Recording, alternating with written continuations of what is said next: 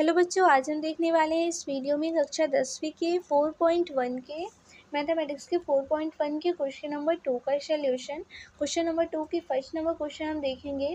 Question number 2 लिखा हुआ है, निम्न स्थितियों को द्विघात समीकरण के रूप में निरूपित करना है। ठीक है, मैं आपको बता दूं, हमें सिर्फ इसे द्विघात समीकरण के रूप में निरूपित करना है। जहाँ पे हम द्विघात समीकरण के रूप में इसको निरूपित कर देंगे, वहाँ से हमें इसको सॉल्व करना छोड़ देना है, वही हमारा क्या हो जाएगा, आंसर हो जाएगा। तो हम इसमें देखेंगे फर्स्ट नंबर क्वेश्चन लिखा हुआ है, लिखा है एक आयताकार भूखंड का क्षेत्रफल हमें 528 मीटर स्क्वायर दिया हुआ है। क्षेत्र की लंबाई जो है चौड़ाई के दुगने से एक अधिक है।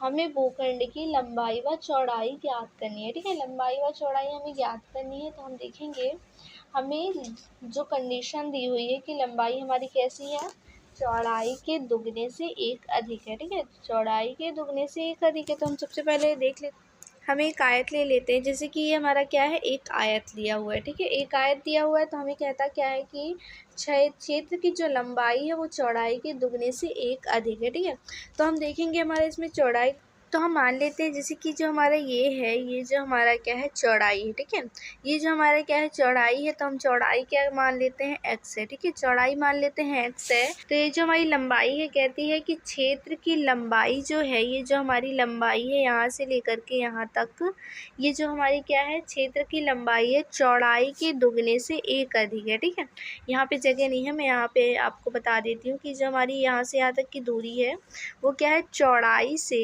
चौड़ाई हमारी क्या है, x है, चौड़ाई के दुगने से एक अधिक है। अधिक मतलब क्या होता है, प्लस करना। ठीक है, तो क्या मान लेंगे, जो हमारा लंबाई होगा वो क्या होगा, चौड़ाई के दुगने, चौड़ाई क्या माना हमने, चौड़ाई माना x, चौड़ाई के दुगने मतलब x का दुगना, तो ये क्या हो जाएगा 2x, इससे भी एक अधिक है तो प्लस का 1 कर लेंगे, तो ये हमारा क्या हो जाएगा, लंबाई, और ये क्या हो जाएगा, चौड़ाई। हमने माना था चौड़ाई x है, लंबाई हमारा उससे आ गया है। अब हम क्या करेंगे, अब क्वेश्चन को सॉल्व करने की ओर चलते हैं। क्वेश्चन नंबर 2 हमारा लिखा हुआ है, जैसे कि क्वेश्चन नंबर 2 लिखा हुआ है।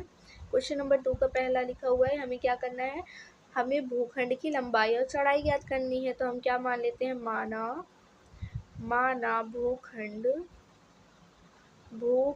की लंबाई। ठीक है, भूखंड की चौड़ाई मान लेते हैं पहले, क्योंकि चौड़ाई पर ही डिपेंड है कौन, लंबाई, चौड़ाई पर डिपेंड है लंबाई, इसलिए हम चौड़ाई को पहले मानेंगे, भूखंड की चौड़ाई। फिर इसके बाद क्या लिख देंगे, भूखंड की लंबाई। ठीक है, भूखंड की लंबाई हमारी कितनी हो जाएगी, भूखंड की लंबाई हमारी हो जाएगी, ये जो मैंने लिखा 2x प्लस का 1, 2x प्लस का 1 ही तो हमने निकाला ना, ये जो 2x का प्लस का 1 निकाला हमने, वही हमें क्या करना है, लिख देना है। तो हम मान लेते हैं यही हमारा लिखा हुआ है। इसके बाद हम क्या करेंगे, ये जो हमारा लंबाई दिया हुआ था इसको मान लेते हैं। ठीक है, ये यहाँ से लेकर के यहाँ तक की दूरी कितनी है, 2x प्लस का 1। तो हम क्या करते हैं, इसके लिए हम यहाँ पे 2x का 1 ले लेते हैं, 2x का 1, और ये इसको भी बोल देते हैं, ये क्या है हमारा 2x प्लस का 1। ठीक है, ये हमारा लंबाई दिया हुआ है। अब हम क्या करेंगे, इतना हमें दिया है तो आपको पता होगा कि आयताकार भूखंड का क्षेत्रफल, आयत का क्षेत्रफल आप जानते होंगे, आयत का क्षेत्रफल होता है लंबाई गुणे चौड़ाई। आयत का क्षेत्रफल क्या होता है, आयत का क्षेत्रफल हमें क्या दिया हुआ है, 528 मीटर क्यूब। इसका पूरे का क्षेत्रफल क्या दिया हुआ है, यहाँ बस ये थोड़ा सा मिट गया है, आपको मैं बता दूं, ये हमारा क्या हो जाएगा, जैसे कि ये ऐसे दिया हुआ है। ठीक है, आप समझ जाइएगा, इसका पूरा क्षेत्रफल हमारा क्या 528 मीटर का स्क्वायर है। तो ये हमारा आयत का क्षेत्रफल दिया हुआ है। आयत का क्षेत्रफल लंबाई गुणे चौड़ाई होता है, लंबाई हमने निकाला, चौड़ाई भी निकाला, तो उसी सूत्र के हिसाब से हम चलेंगे। तो आपको मैं बता दूं क्या लिखेंगे, आयताकार आयताकार भूखंड का, आयताकार भूखंड का क्षेत्रफल हमारा क्या हो जाएगा, लंबाई गुणे चौड़ाई, लंबाई गुणे चौड़ाई जाएगा तो हम देख सकते हैं आयताकार भूखंड का क्षेत्रफल हमें क्या दिया हुआ है 528 मीटर का स्क्वायर हम क्या करते हैं नहीं लिखते हैं।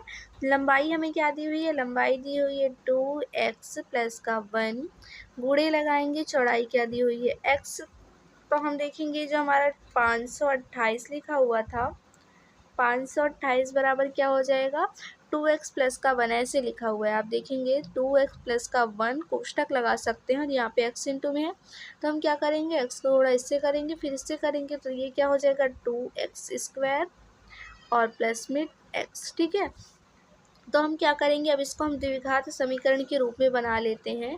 हमें इसको द्विघात समीकरण के रूप में बनाना है तो आप जानते होंगे कि द्विघात समीकरण के रूप में बनाने के लिए x स्क्वायर वाला पद सबसे पहले रहता है तो 2x स्क्वायर हो जाएगा और प्लस का फिर x वाला पद रहेगा। फिर इसके बाद हम क्या देखेंगे, इसके बाद हमारा क्या रहेगा बराबर के इस साइड हम क्या करते हैं बराबर के इस साइड जो लिखा हुआ है उसको इस साइड लेकर के आते हैं और इसको 528 को उस साइड भेज देते हैं तो हमें क्या मिल जाएगा 528। ठीक है, 500 क्या हो जाएगा 528 किसमें माइनस में हो जाएगा क्योंकि यहाँ पे प्लस में था तो इधर क्या आएगा माइनस में हो जाएगा। और फिर हम क्या करेंगे बराबर के इस साइड फिर से इसको लेकर के आएंगे तो देख सकते हैं कि ये प्लस में ही क्या हो जाएगा 528 हो जाएगा क्योंकि मैंने आपको बताया था कि बहुपद का व्यापक रूप क्या होता है, बहुपद के समीकरण का व्यापक रूप क्या होता है, ये होता है इस रूप में। ठीक है, ax स्क्वायर प्लस में बी एक्स प्लस में सी बराबर होता है 0, मतलब प्लस में जो सी होता है संख्या वाला